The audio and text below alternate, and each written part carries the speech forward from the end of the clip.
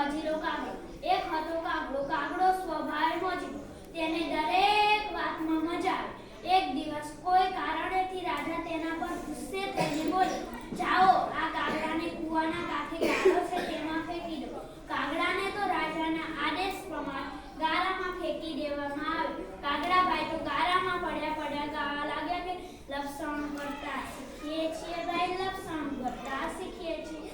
રાજા કહે, લે આ કાગડો તો કેવો છે, મોઢે પેટે ગારો ચોંટી જવા છતાં દુખીના બદલે ખુશ થાય છે. રાજાને તો ક્રોધ ચડ્યો અને રાજાએ કીધું, જાઓ આ કાગડાને હવે કૂવામાં નાખો, ભલે ને ડૂબીને મરી જતો હોય.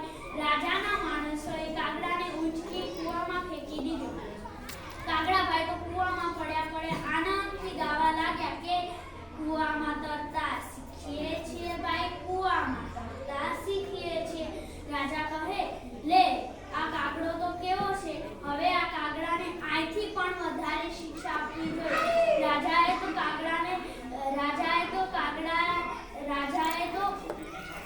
એના માણસોએ કીધું, જાઓ આ કાગડાને હવે એક કાંટા ભરેલા પિંજરામાં નાખો, એક કાંટા ભરેલા પિંજરામાં નાખો.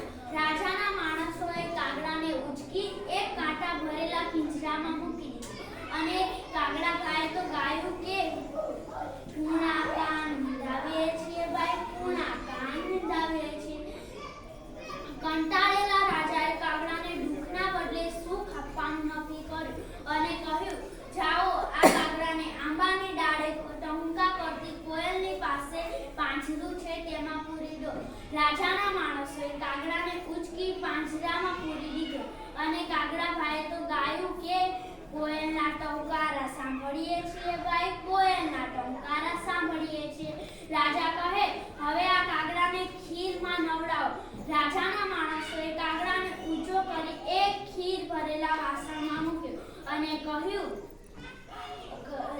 કાગડાએ તો કહ્યું, મીઠી ખીર ખાઈએ છીએ ભાઈ, મીઠી ખીર ખાઈએ છીએ. રાજાએ તો કાગડાને દુખી ઘણા પ્રયાસ કર્યા પણ દુખી થાય તે બીજા. રાજા કહે, હવે આ કાગડો કોઈ પરાણે દુખી થાય તેમ લાગતું નથી, હવે આ કાગડાને છાપરા પર છોડી મૂકો. રાજાના માણસોએ કાગડાને ઉંચકી છાપરા પર છોડી મૂકો.